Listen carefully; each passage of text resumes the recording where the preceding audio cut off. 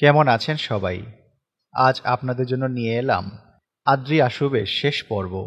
আদ্রি আশুবের সিরিজটি লিখেছেন মির্জা শাহরিয়ার। পুরো সিরিজটি ওনার লেখা গ্রামের নাম আনন্দপুর উপন্যাসের একটি সংকলিত ও পরিমার্জিত অংশ। ওনার আরও সব গল্প পড়তে ফেসবুকে সার্চ করুন ওনার নামে এবং তার পেজটি ফলো করুন। পেজে তার সবগুলো গল্প পেয়ে যাবেন, অথবা বই টই এবং প্রতিলিপি থেকেও ওনার গল্পগুলো সম্পূর্ণ ফ্রিতে পড়তে পারবেন।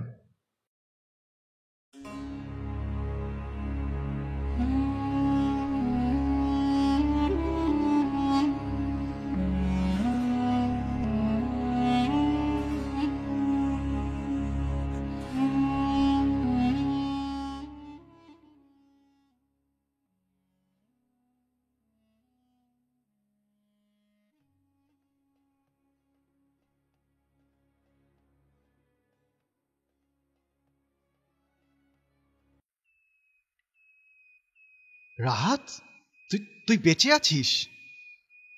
রাহাত এগিয়ে আসলো রিয়াদদের দিকে। হ্যাঁ, বেঁচে আছি। এখনই আত্মপ্রকাশ করার কোনো ইচ্ছা আমার ছিল না, কিন্তু তোকে থামানোর জন্য আমাকে সামনে আসতেই হলো। আমি কিচ্ছু বুঝতে পারছি না। তোর লাশ তো মর্গে, তুই তো মারা গেছিস। ওইটা আমার লাশ না, সাইডে আয়, বাতাসেরও কান আছে। রাহাত রিয়াদকে নিয়ে পুলিশের জিপের আড়ালে এসে দাঁড়ালো। তাইলে ওইটা কার লাশ? আমার না সবকিছু মাথার উপর দিয়ে যাচ্ছে। কিছুদিন আগে যার লাশ মর্গে দেখে আসলাম, সে কিনা আমার সামনে। এইটা কিভাবে সম্ভব? শান্ত হ, আমি তোকে সব খুলে বলছি। এটাই যথাযথ সময় এই তান্ত্রিককে একসাথে কাবু করার। 1 মিনিট, তান্ত্রিক? তুই কি তার মানে তোর মৃত্যুর মিথ্যা গজব ছড়িয়েছিলি? কেন এই কাজ করলি? এমনটা করার আমারও কোনো ইচ্ছা ছিল না, কিন্তু সেই রাতে যখন আমি তান্ত্রিকের বাসার কাছাকাছি উপস্থিত হই এটার জানার জন্য যে সে আসলে কে, আমার মায়ের মৃত্যুর সাথে তার যোগসূত্রই বা কোথায়, আশ্চর্যজনকভাবে তখন আমি কিছু বিষয় লক্ষ্য করি। সেখানে তার বাড়ির আশেপাশে কালো ছায়ার কিছু জিনিস ঘুরে বেড়াচ্ছিল। ভিতর থেকে উচ্চস্বরে তন্ত্র মন্ত্র পড়ার আওয়াজ আসছিল এবং এক পর্যায়ে এক বড় কালো ধোঁয়া বাড়ির বুক চিরে বেরিয়ে আকাশে উঠে যায়। পর মুহূর্তেই সেটা মেঘের রূপ ধারণ করে নেয়। ততক্ষণে আমি প্রায় নিশ্চিত হয়ে গেছিলাম আমার মায়ের রহস্যজনক মৃত্যুর পিছনে এই তান্ত্রিকের কোনো না কোনো হাত নিশ্চয়ই আছে। কিন্তু তান্ত্রিককে আমি শাস্তি দিব কিভাবে? তার এসব কালো জাদুর শক্তির কাছে আমি একা খুবই নগণ্য। সেখানে দাঁড়িয়েই তাই নতুন পরিকল্পনা করে ফেলি। তান্ত্রিককে শক্তি দিয়ে নয়, হারাতে হবে বুদ্ধি দিয়ে। আমি নয়নের সাহায্যে হাসপাতালের মর্গ থেকে একটা বেওয়ারিশ লাশ আনাই। লাশটা অ্যাক্সিডেন্টে ছিল। কেউ খোঁজ করতে না আসায় আমি সেটাকেই বেছে নিই। আমি সেই লাশের শরীরে আরও কিছু ক্ষত সৃষ্টি করে তার শরীরে আমার কাপড়গুলো পরিয়ে দিই। নয়নের সাহায্যে লাশটার মাথা কেটে ফেলি। তারপর দুজন মিলে তান্ত্রিকের বাড়ি থেকে কিছুটা সামনে রাস্তার উপর ফেলে দিয়ে আসি। পরদিন সকালে যাতে লাশের খবর থানায় পৌঁছায়, তাই আমি নয়নকে লাশের খবর আশপাশের গ্রামবাসীদের মাঝে ছড়িয়ে দিতে বলি, যার ফলস্বরূপ তুই আর নিলয় লাশটার খোঁজ করিস আর ওখানে গিয়ে পরবর্তী কাজটুকু এগিয়ে নিয়ে যাস। এত কিছু করার কারণ কি ছিল? আর তার সাথে তান্ত্রিকের ক্ষতির সম্পর্কই বা কোথায়? লাশের মাথাটা কাটার কারণ কি ছিল জানিস? যাতে তুই বা নিলয় যেই মার্ডার স্পটে আসিস না কেন, তোদের যেন এই লাশটা দেখার পরপরই নোমানের কেসের কথা মনে পড়ে যায়। নোমানের কেস? ও তো মুক্তি পেয়ে গেছে, ও আবার আসলো কোথা থেকে? আসেনি, কিন্তু তোদের যেন নোমানের খুনগুলোর ধরনটা মনে পড়ে যায়, তাই এই কাজ করেছি। নোমানের বিষয়টা মাথায় আসলেই তোরা সামনের বাড়িটার দিকে নজর দিবি। মনের খটকা দূর করার জন্য হলেও একবার না একবার তোরা সেই বাড়িটায় গিয়ে কথাও বলতি। একটা বিষয় দেখ, যেই রাস্তা সালের পর সাল পরিত্যক্ত ছিল, সেই রাস্তা লাশ কিভাবে আসলো তা ভেবেই তান্ত্রিকের মনে সন্দেহ জাগবে। তারপর যখন একে একে গ্রামবাসীরা এসে উপস্থিত হবে, তখন তান্ত্রিক কিছুটা হলেও বিরক্ত হবে, কারণ তান্ত্রিক কোলাহল অপছন্দ করে। আর শেষমেশ যখন পুলিশ আসবে, লাশ দেখে সোজা তার বাড়িতে এসে লাশ নিয়ে জিজ্ঞাসাবাদ করবে, তখন তো সে একটু হলেও ভয় পাবে। তবে বাস্তবিক অর্থে তান্ত্রিক কিন্তু দারুণ ভয় পেয়েছিল। নিলয় তান্ত্রিককে শুধু জিজ্ঞাসাবাদ করেই ক্ষান্ত হয়নি, সে বাড়িটা তল্লাশি নেওয়াও শুরু করেছিল। তান্ত্রিক এতে আরো ঘাবড়ে যায়, তার সব রহস্যই তো এই বাড়িটায় লুকোনো। তান্ত্রিক তাই ধরা পড়ার আশঙ্কায় নিলয়ের চোখে ধুলো দিয়ে পালিয়ে যায়। তান্ত্রিকের বাড়ির গোপনশালা থেকে উদ্ধার হয় কালো জাদুর নানা সামগ্রী, সাথে আমার মাথার খুলিটাও। সত্যি বলতে এই জায়গাটা আমিও থতমত খেয়ে গেছিলাম। কাকতালীয়ভাবে তান্ত্রিক প্রায় আমার মতো দেখতে এক মানুষের খুলি নিয়ে তন্ত্রমন্ত্র করতেছিল। হয়তো সে আমার ক্ষতি করার চেষ্টা করেছিল, কিন্তু শেষমেশ নিজেরই কপাল পড়ল। কিন্তু এতে তো তান্ত্রিক ধরা পড়লো না তোর পরিকল্পনা অনুযায়ী। তান্ত্রিককে তুই মাথা খাটিয়ে ধরতে চেয়েছিলি। ধরতে না, ফাঁদে ফেলতে চেয়েছিলাম, মানসিক চাপের ফাঁদে। মানে বুঝলাম না। নূপুরের পুনর্জন্মের শরীরে আসুভেকে প্রবেশ করানো নিয়ে তান্ত্রিক এখন তার সর্বোচ্চ কর্মব্যস্ত সময় পার করছে। ঠিক এই মুহূর্তেই এক অহেতুক ঝামেলা তার গলায় ঝুলে পড়ল। রাত বিরাতে পুলিশ তাদের বাড়ি পাহারা দিচ্ছে, সে শান্তি মতন তার কাজেই বসতে পারতেছে না। পুলিশের ওসি তার বাড়িতে এসে আগুন লাগিয়ে দিয়ে যাচ্ছে, তাদেরকে মারার চেষ্টা করতেছে। মানে এক কথায় সে চরম মানসিক চাপে পড়ে গেছে, কোথাও গিয়ে শান্তি নাই। আর এটাই আমাদের পরবর্তী কাজে সুবিধা প্রদান করবে। তুই কিভাবে জানলি যে আমি আগুন লাগিয়েছি? কাল রাতের সব দৃশ্য আমি রাস্তার পাশের জঙ্গল থেকে লক্ষ্য করেছি, আমি সব জানি। তুই যে বলি সুবিধা পাওয়া যাবে, এই সুবিধাটা কিসের? এটা জানার জন্য তোকে এখন চেয়ারম্যান চাচা বাড়িতে যেতে হবে। ওইখানে গিয়ে সাবিনা, তানিয়া, কানিজ, এই তিনটা মেয়ের সাথে তুই দেখা করবি। তাদেরকে আমার বিষয়টা খুলেও বলবি, আর বলবি আজ রাতে আসুবেকে ধ্বংসের কাজে আমরাও তাদেরকে সাহায্য করব। আমরা অলরেডি তান্ত্রিককে কিছুটা ঘায়েল করে ফেলেছি, সে কিন্তু মানসিকভাবে এখন বিপর্যস্ত। তার এই সমস্যা তাকে তার কাজে ভুল করতে বাধ্য করবে, আর সেই ভুলটাই হবে আমাদের জন্য সুবর্ণ সুযোগ। যা, বাকিটা ওরাই তোকে বুঝিয়ে দিবে। ও হ্যাঁ, আরেকটা কথা, চেয়ারম্যানের মেয়ে দিথি যেন কোনোভাবেই তোদের কথা শুনতে না পায়, সাবধান। কেন? চেয়ারম্যান চাচার মেয়ে শুনলে কি হবে? আমি আমার মৃত্যুর খবর রটিয়েছি দুটো কারণে, এক, তান্ত্রিককে ঘায়াল করতে, আর দুই, আপাতত না বলি।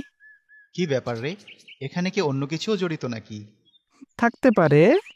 আপাতত আমাদের মিশন তান্ত্রিককে খতম করা, ওর সাথে আমার অনেক হিসাব বাকি আছে।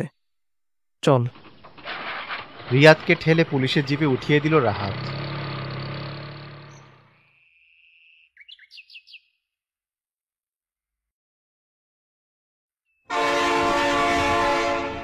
ট্রেন চলে যায়। দিথির অপলক চাহনি ট্রেনের দিকে। তার বাবা শহরে গেল কিছুদিনের জন্য। দিথির খারাপ লাগছে। তার বাবার চলে যাওয়া কেন জানি তার হৃদয়কে ব্যথিত করছে। মনে হচ্ছে আজকের দেখা যেন তাদের শেষ দেখা ছিল। দিথি মাথা নিচু করে ফেলল। তার কত আপন মানুষরা তাকে দূরে ঠেলে দিবে। সবাই তো তাকে ছেড়ে চলে যেতে চায়। সে কি কোনো সূক্ষ্ম সময়ে সাক্ষী হতে পারে না? কেন বিষাদ তার অন্তরকে কালো মেঘে ঢেকে ফেলেছে? সে ক্লান্ত। প্রকৃতি তার থেকে সবকিছু ছিনিয়ে নিয়েছে। দীপান্বিতা। দিথি আবার সেই ডাক শুনতে পাচ্ছে। রাহাতকে তার মন যেন আষ্টে পৃষ্ঠে জড়িয়ে আছে।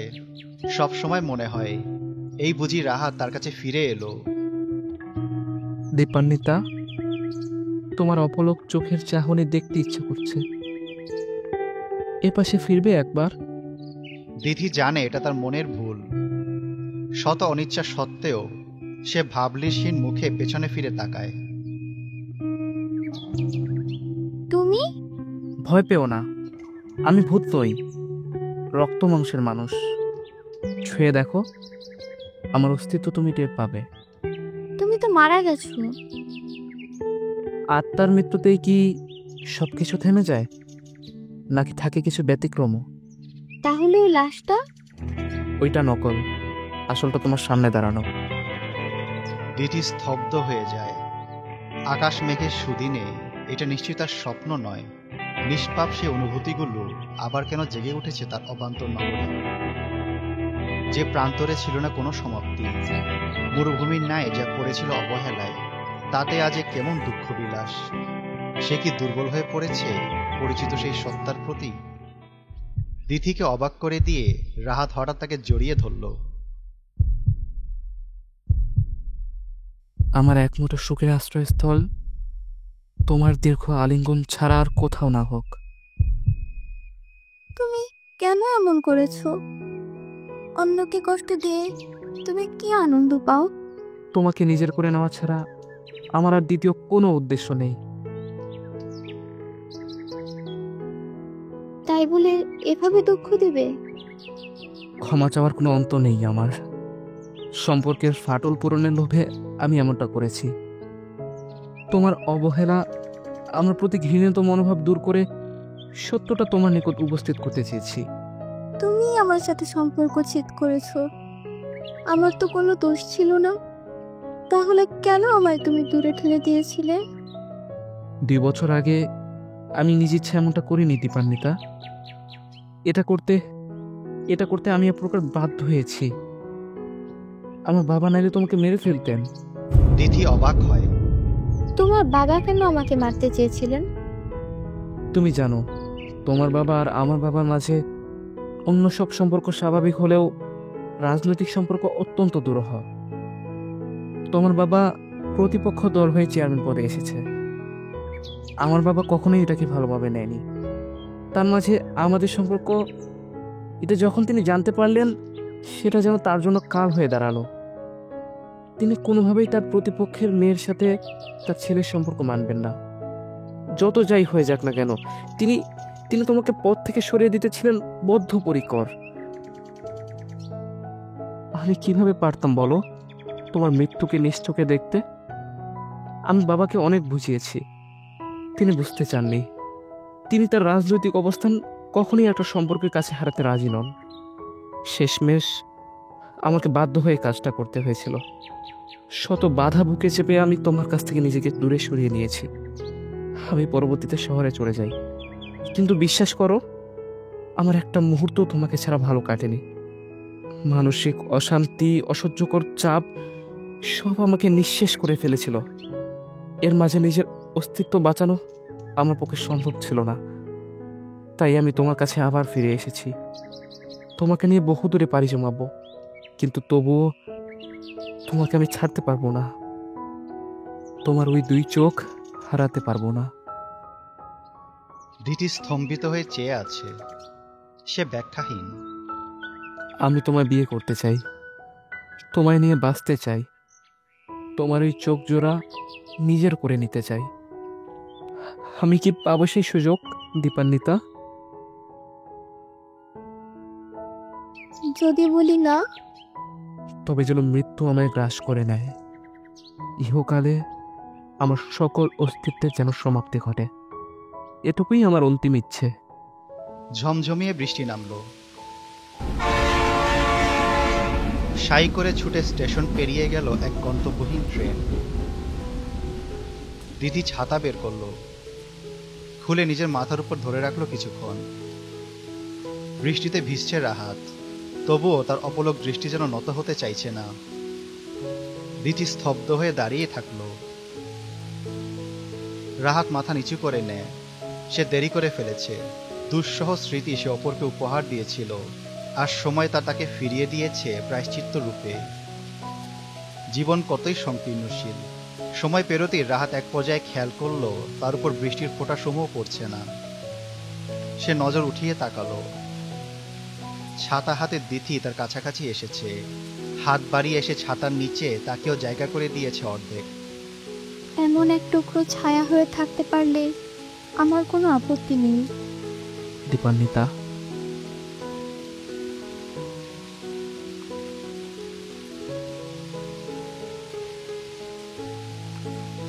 খুব শীঘ্রই এক পূর্ণতার বৃষ্টি আসুক আমাদের শহর জুড়ে। তোমার আমার জন্য তা যেন হয় রহমত স্বরূপ। দীপান্বিতা।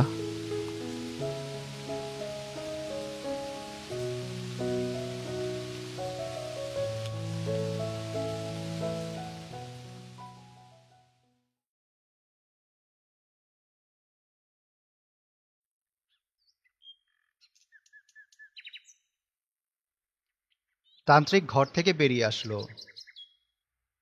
চেহারায় কিছুটা রাগান্বিত ভাব। সে নিচে আঙ্গিনায় নেমে আসলো। সামান্য হেঁটে গিয়ে চৌকির পাশে এসে দাঁড়ালো। ধরে দেখলো চৌকিটাকে। বেশ শক্ত আছে, সমস্যা হবে না। ঘরের দিকে মুখ ফিরিয়ে হাঁক ছেড়ে ডাকলো, মুস্কান, হনুফা, কই তোরা? আসতে এত সময় লাগে কেন? ডাক শুনে ঘর থেকে বেরিয়ে আসলো মুস্কান। এখনই কাজ শুরু হবে? হ্যাঁ, এখনই। সন্ধ্যা হতে আর বেশিক্ষণ নেই। তাড়াতাড়ি আয় তোরা। হনুফা কই? তান্ত্রিকের পেছন থেকে বেরিয়ে আসলো হনুফা। এই যে আমি এখানে। এইটা মজা করার সময়? যা, মুস্কানকে এটা শুইয়ে দে। জি দাদু, আমাকে শুতে হবে কেন? দরকার আছে, তুই তাড়াতাড়ি আয়। খামখেয়ালি করিস না, ওই ওসি আর ওর সাঙ্গ পাঙ্গ যখন তখন চলে আসতে পারে। মুস্কান আঙ্গিনায় নামলো। বালিশ তোষকবিহীন বিছানায় শুয়ে পড়ল। ওর হাত পা বেঁধে দে। হাত পা বাঁধবে কেন? আমি তো পালিয়ে যাচ্ছি না। আজবে তোর শরীরে প্রবেশ করার সময় অনেক যন্ত্রণা অনুভূত হবে। হাত পা বেঁধে না রাখলে দুর্ঘটনা ঘটতে পারে। হনুফা, ভালোভাবে হাত আর পা বেঁধে দে। মুস্কান অনিচ্ছা সত্ত্বেও বিছানায় শুয়ে পড়ল। হনুফা তার হাত আর পা দুটো বেঁধে দিল চৌকির সাথে।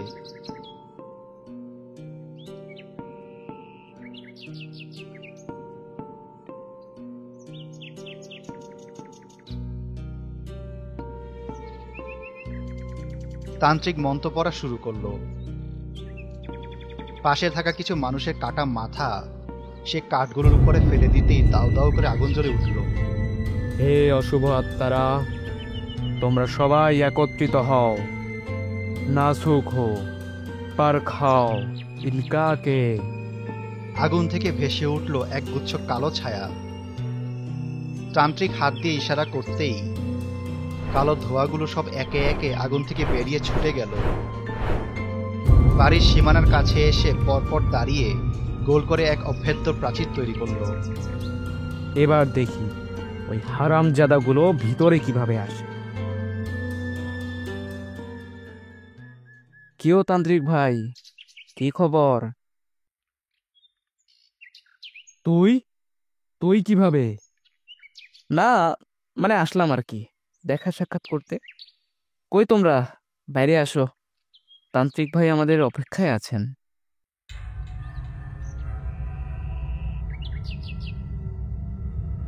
ভেতর থেকে একে একে বেরিয়ে আসলো রিয়াদ, সাবিনা, রাশেদ, দিথি, তানিয়া আর কানিজ।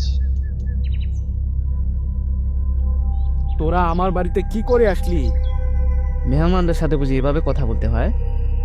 আদব কায়দা দেখি কিছুই জানে না। ধোঁকা ধোঁকা দিয়েছে আমাকে। কে সেই মির্জাফর? তার সাহস তো কম না। ভাই দেখ, অত কিছু বুঝি না। তুই ওই মেয়েটাকে আমাদের দিয়ে দে, আমরা চলে যাই। নাকি না, কিছুতেই না। এখন সোজা আঙ্গুলে ঘি না উঠলে আঙ্গুল তো বাঁকা করতেই হবে। চল রিয়াদ, রাশেদ, আমরাই গিয়ে মেয়েটাকে নিয়ে আসি। রাশেদ রিয়াদকে নিয়ে বারান্দা থেকে নেমে খাটের দিকে এগিয়ে যায়। হনুফা, ওদেরকে আটকা। জনাব, দুঃখিত, আমি আপনার আদেশ মানতে পারলাম না। কি কি বললি তুই? বুঝেছি, তুইও ওদের সাথে হাত মিলিয়েছিস। তোর অন্তত একটা বার ভাবা উচিত ছিল যে আমি কে, আমার ক্ষমতা কতটুকু। তান্ত্রিক হাত দিয়ে এক কালো ধোঁয়া ছুঁড়ে মারল হনুফার দিকে। হনুফা পালাতে গিয়েও পারল না। ধোঁয়াটা তার অস্তিত্বে এসে মিশে গেল। হনুফার চোখ মুহূর্তে লাল বর্ণ ধারণ করল। জি জনাব, আপনি যা বলবেন তাই হবে। হনুফা মুহূর্তেই ছুটে আসলো। রিয়াদ বন্দুক বের করে হনুফাকে গুলি ছুটতে লাগলো, কিন্তু না, গুলি কাজে আসছে না। এ তো এক জিন। অমনি হুনুফা এসে প্রবেশ করে ফেলল রিয়াদের শরীরে। রিয়াদ হুমড়ি খেয়ে পড়ল মাটিতে। রাহাত রিয়াদকে ধরতে এগিয়ে আসে। রাশেদ মুস্কানের হাতের বাঁধন খোলার চেষ্টা করে। অমনি এক কালো ধোঁয়ার ন্যায় শরীর এসে রাশেদকে আঘাত করে দূরে সরিয়ে দেয়। তানিয়া দ্রুত একটা স্প্রেয়ার এনে সেই কালো ধোঁয়ার উপর স্প্রে করতেই তা এক যন্ত্রণায় চিৎকার দিয়ে ধ্বংস হয়ে যায়। রিয়াদ চোখ খুলল। চোখের মণি ধীরে ধীরে লাল রঙে রূপান্তরিত হয়ে গেল তার। মুহূর্তেই রিয়াদ উঠে বসল। রিয়াদ, রিয়াদ তুই ঠিক আছিস? রাহাতের গলা ধরে ছুঁড়ে মারল তাকে অপর দিকে। ওহ নো, দিদি দিদি তোমার পেছনে যাও। আমাদের প্ল্যানে ফেল করেছে, আমাদেরকে এখন প্ল্যান বিতে যেতে হবে, পিছিয়ে যাও। তানিয়া তার দিকে ছুটে আসা কালো ধোঁয়াগুলোকে স্প্রে করতে করতে পিছিয়ে যায় দিথিদের দিকে। রাহাত উঠে দাঁড়ায়। রিয়াদ নিশ্চয়ই ওই জিনের বসে চলে গেছে। সে এখন দিথিদের দিকে এগিয়ে যাচ্ছে। রাহাত আর রাশেদ দুজনে মিলে দৌড়ে গিয়ে রিয়াদকে জাপটে ধরে। রাশেদ আর রাহাত দুজনে মিলে রিয়াদকে টেনে মেয়েদের বিপরীত দিকে নিয়ে যেতে থাকে। আঘাত করো না, শুধু ধরে রাখো, ও এখন নিজের মধ্যে নেই। জি ভাইজান। তান্ত্রিক জোরে জোরে মন্ত্র পড়া শুরু করেছে। চারিদিকে হাওয়া বদলে যেতে শুরু করেছে। ঠিক বাড়িটার উপরে ঘনীভূত হতে শুরু করেছে এক কালো মেঘ। সন্ধ্যা নেমে গেছে। তান্ত্রিকের মন্ত্রের ধার বৃদ্ধি পাচ্ছে। মেয়েরা সবাই গোল হয়ে বসল। কানিস তুমি এটা নাও। কেউ আমাদের দিকে আসলে স্প্রে করবে। এটা জমজমের পানি। আর দিদি বক্সটা বের করো দ্রুত, আমাদের তাড়াতাড়ি বাকি কাজ সম্পন্ন করতে হবে। ধুলো উড়িয়ে ঝড়ো হাওয়া বইতে শুরু করেছে। রাহাত, রাশেদ রিয়াদের শক্তির সাথে পেরে উঠছে না। তারা খেই হারাচ্ছে। বাড়ির চারিদিকে প্রাচীরের ন্যায় দাঁড়িয়ে থাকা কালো ধোঁয়ারা একে একে ছুটে আসছে মেয়েদের দিকে। কানিস বন্দুক যুদ্ধের ন্যায় পানি ছুটছে সেই ধোঁয়াগুলোর দিকে। সাবিনার আঙ্গুল ফুটো করা হলো। সেই রক্তে ভিজিয়ে নেওয়া হলো বক্সের ভিতরে থাকা আশ্চর্যময় এক আংটিকে। তানিয়া তার আঙ্গুল ফুটো করে এবার তার রক্তে আংটিটাকে ভেজালো। রিয়াদ, রাহাত ও রাশেদ দুজনকেই দুপাশে ছুটে মারল। রাগান্বিত হয়ে ছুটে আসতে লাগলো মেয়েদের দিকে। আপু, রিয়াদ ভাই। তানিয়া দ্রুত পেছনে ফিরে তাকালো। রিয়াদ একটা লম্বা সূচালো হাড় ধরে তার ঠিক পেছনে দাঁড়িয়ে। রিয়াদ সে হাড় দিয়ে তানিয়াকে আঘাত করতেই যাবে। অমনি কেউ একজন এসে ঝাঁপিয়ে পড়ল রিয়াদের উপরে। রিয়াদকে নিয়ে সে গড়িয়ে পড়ল কিছুটা দূরে। আরে রিয়াদ ভাই, কি করছেন আপনি? ছাড়েন এটা, ছাড়েন। নাভিনকে দেখে অবাক হয় মুস্কান। এই লোক এখানে কিভাবে আসলো? নাবিন সাবধানে, রিয়াদ নিজের কন্ট্রোলে নেই। রিয়াদ তার উপর বসা নাভিনকে আঘাত করে ফেলে দেয়। ততক্ষণে রাহাত এবং রাশেদ এসে ঝাঁপিয়ে পড়ে রিয়াদের উপরে। দ্রুত করো, পরিস্থিতি খারাপের দিকে যাচ্ছে। দিথির রক্তে আংটিটাকে ভেজানো হয়। এখন প্রয়োজন রাশেদের রক্ত, কিন্তু সে তো রিয়াদকে সামলাতে ব্যস্ত। সাবিনা, দ্রুত গিয়ে রাশেদের কাটা হাত থেকে রক্ত নিয়ে এসো, জলদি যাও। সাবিনা দৌড়ে গিয়ে কোনো মতে রাশেদের আঘাত স্থান থেকে রক্ত মাখিয়ে আনে।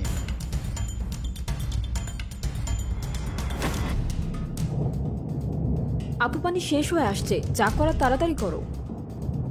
আকাশে বিজলি চমকে ওঠে। ঝমঝমিয়ে নামে বৃষ্টি। তান্ত্রিকের মন্ত্র আবৃত্তি ক্রমেই বেরিয়ে চলেছে। তার সামনে থাকা আগুনের শিখা অস্থির। আকাশের কালো মেঘ থেকে বেরিয়ে আসে আসবে। দিদি, এবার তোমার পালা, দ্রুত যাও। দিদি আংটিটা পরে নেয়। উঠে এক দৌড়ে ছুটে যায়। তানিয়া তার ব্যাগ থেকে ছোট্ট একটা শিশি বের করে ছুঁড়ে মারে উপরে।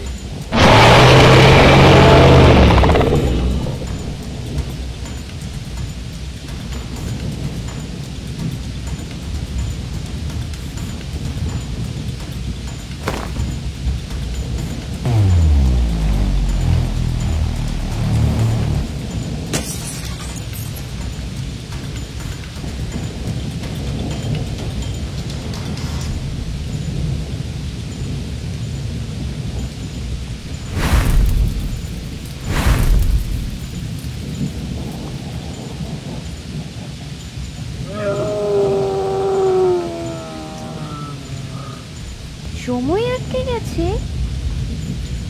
হ্যাঁ, শুধু তাদের জন্য। তান্ত্রিকের বুক এরপর ওপর হয়ে যায় সেই রশ্মি। তান্ত্রিক ধীরে ধীরে বয়স্ক হতে থাকে। মুহূর্তের মধ্যেই যেন তার বয়স ৩০০ সাল পার হয়ে যায়। সে কাঁপতে কাঁপতে মাটিতে লুটিয়ে পড়ে।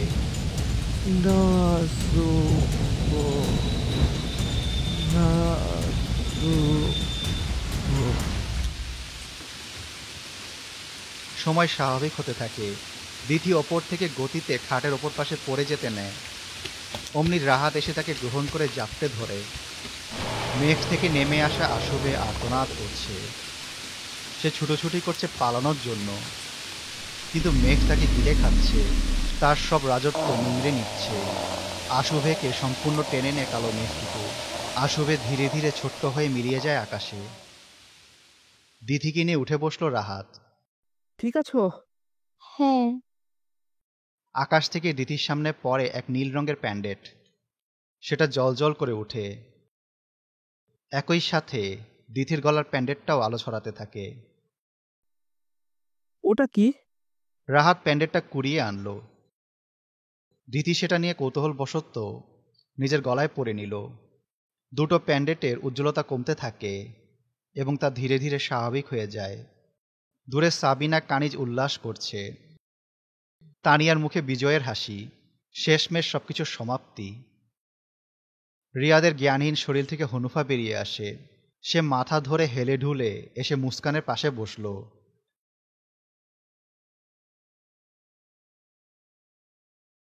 রাশেদ রিয়াদের জ্ঞান ফিরতে দেখে তাকে ধরে উঠিয়ে বসালো। এদিকে নাভিনের ঠোঁটের এক পাশ কেটে গেছে। সে সবার উল্লাস দেখে বুঝতে পারছে না আদতে এতখানি কি হচ্ছিল। মুস্কান, আমি কোথায়? আমার মাথা যন্ত্রণা করছে কেন? হানুফা, আমার হাত পাগুলো খুলে দে তো। হনুফা রশির বাঁধন খুলে দিল। বাকিরা সবাই এসে উপস্থিত হলো মুস্কানের খাটের সামনে। তোমার সাহায্য ছাড়া কোনো কিছু সম্ভব হতো না মুস্কান। মুস্কান, ও আবার কি সাহায্য করলো? শেষে যে রক্তের শিশিটা ছুঁড়ে মেরেছিলাম ওইটাই মুস্কানের রক্ত ছিল। মুস্কান আমাদের সাথে ছিল, কিন্তু কিভাবে? কি মুস্কান, বলবো সব কিছু? না আপু, থাক, ওসব পরেও বলা যাবে। আচ্ছা, আপাতত এইটুকু শোনো। মুস্কান চাইছিল সে যেন আসফের শরীর হয়ে বেঁচে না থাকে। সে একজন সাধারণ স্বাভাবিক মানুষ হয়ে থাকতে চায়। তাই হনুফার সাহায্যে সে সেটা আমাকে জানায়। আমি ওর মতে সায় দেই, কেননা আসফেকে ধ্বংস করতে হলে মুস্কানের রক্তও লাগত। আর মুস্কান যেহেতু নিজেই ভালো হতে চাইছে, তাই আমাদের জন্য এই কাজটা তুলনামূলকভাবে সহজ হয়েছে। মুস্কান তাকালো নাভিনের দিকে। সে ভাবতে লাগলো, নাভিন এখানে কিভাবে আসলো? তার তো এখানে আসার কথা নয়। নাভিন যেন মুস্কানের মনের কথা পড়ে ফেলল মুহূর্তেই। সে বলল, আরে আমি তো রিয়াদ ভাইকে খুঁজতে বের হইছিলাম, পরে আকাশের এমন কালো মেঘের কুণ্ডুলি দেখে কৌতূহলবশত এদিকে আসি। ওইটা কি ছিল? কোনো অস্বাভাবিক কিছু? তেমনই ধরে নিতে পারো। আপনার সাথেই ওই রাতে আমার ধাক্কা লেগেছিল বোধহয়। এই যে আপনার ঘড়িটা, এতদিন এটা আমার কাছেই ছিল। মুস্কান নাভিনকে ঘড়িটা দেয়। ধন্যবাদ, আসলে এটা আমার অনেক পছন্দের ঘড়ি। হারিয়ে গেলে অনেক কষ্ট পেতাম। হনুফা, তোর দুলা ভাই। যাও তো আপু, কি সব যে বলো। দিদি, এই দিদি, কি হলো তোমার? দিদি! এই, ওইদিকে কি হইছে? চলো তো। তানিয়া বাকিদের নিয়ে দ্রুত রাহাতদের কাছে যায়।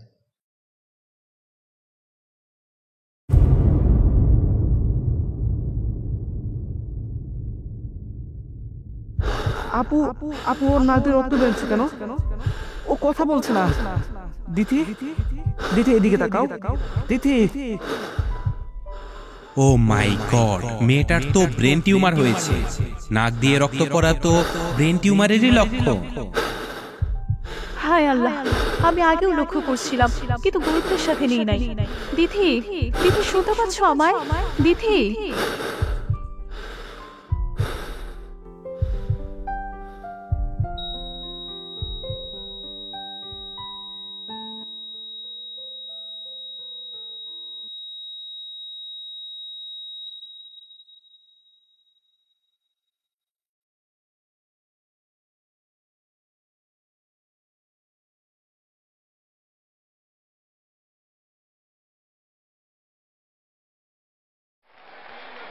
আপনারা দেখতে পাচ্ছেন সেই বিশ্বের সেরা খেলোয়াড় লিওনেল মেসি।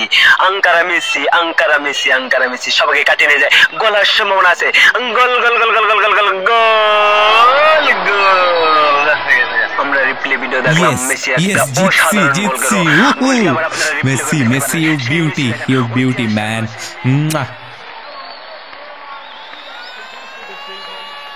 হায় আল্লাহ, উঠে গেল নাকি? ইস, সবকিছু শেষ, সব শেষ আজকে। নাফি, নাফি বাবা ঘুমাও, তুমি কান্না করো না, কান্না করো না। ওই, ওর ঘুম ভাঙলো কিভাবে? তুমি টিভি ছাড়ছো তাই না? না তো কই, আমি তো ওয়াশরুমে গিয়েছিলাম। না রে, ও টিভি দেখতেছিল। মেসির গোল দেখে চিৎকার করে বাচ্চার ঘুম ভাঙাইছে। এ বোকা ভূত, খালি খালি মিথ্যে বলিস কেন? মুস্কান, ও মিথ্যে কথা বলছে, আমি টিভি ছাড়ি নাই। আমার হইছে যত চালা, রান্না করব না বাচ্চা সামলাবো, কোনটা করব? তোমাকে বলেছি চুপচাপ থাকতে। একদিন খেলা না দেখলে হয় না তোমার? শুধু শুধু বাচ্চাটার ঘুম ভাঙিয়ে দিয়েছো। বাদ দাও, একদিন রান্না না করলে কিচ্ছু হবে না, খাইলাম না একদিন। আর দুপুর হলেই গন্ডারের মতো হাঁক ছাড়বে। এই, তোরা আমাকে একটু জায়গা দে, আমিও শুতি। তোর দুলাভাইকে ধর, ওকে জড়ায় ধরে ঘুমায় যা। দুলাভাই, ও আমার দুলাভাই, আসেন কোলাকুলি করি। দুইটাই পাগল।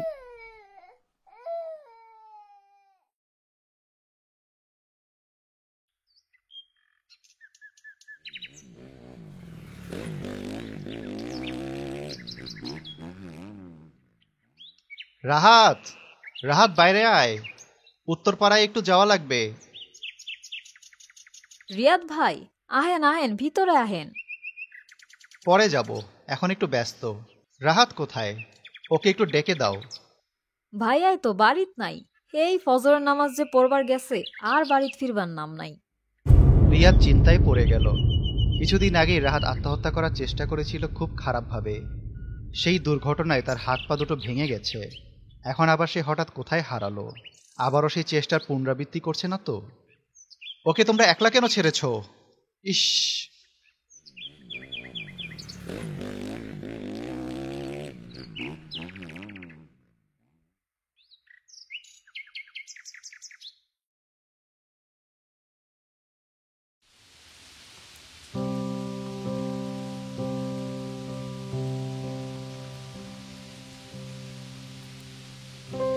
হঠাৎ এক ধূমকেতুর মতো আমার জীবনে তোমার আগমন। চোখের পলকে হারিয়ে যেত আমায় নিয়ে সবটুকু।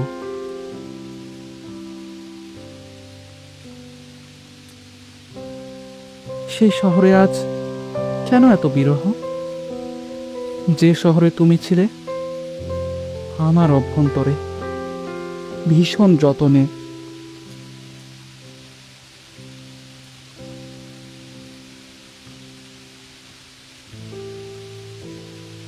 নয়টা বসন্ত পেরিয়েছে, নিঃসঙ্গ এক দুঃস্বপ্ন আমার পিছু ছাড়ছে না।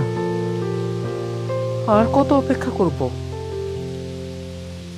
স্বপ্নচারিণী হয়ে তুমি আমার বাগানে ঘুরে বেড়াও সারাক্ষণ।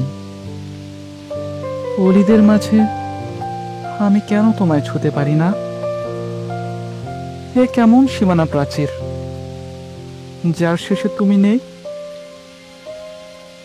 দীপান্বিতা,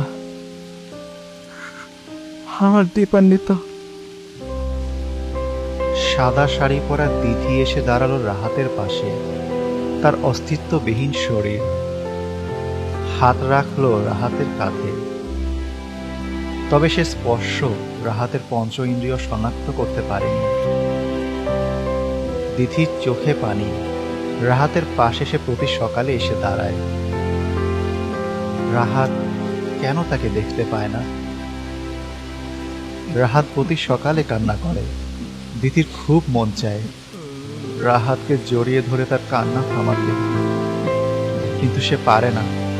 সে যে তার দেহকে কবরের মাঝে হারিয়ে ফেলেছে।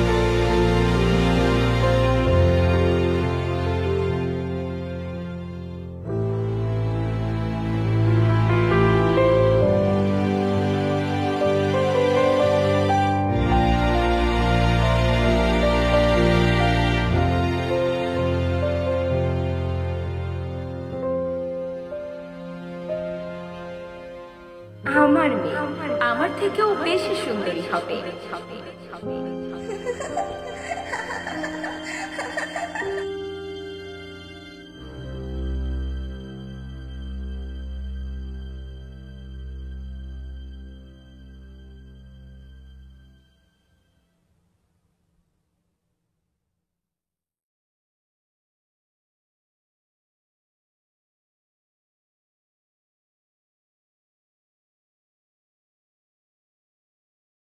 Animated stories, best channel you ever seen. Animated stories, you are in a horror dream. Animated stories, you just take the bloody cream. Go and get a popcorn and you're ready for the horror team. Animated stories, best channel you ever seen. Animated stories, you are in a horror dream. Animated stories, you just take the bloody cream. Go and get a popcorn.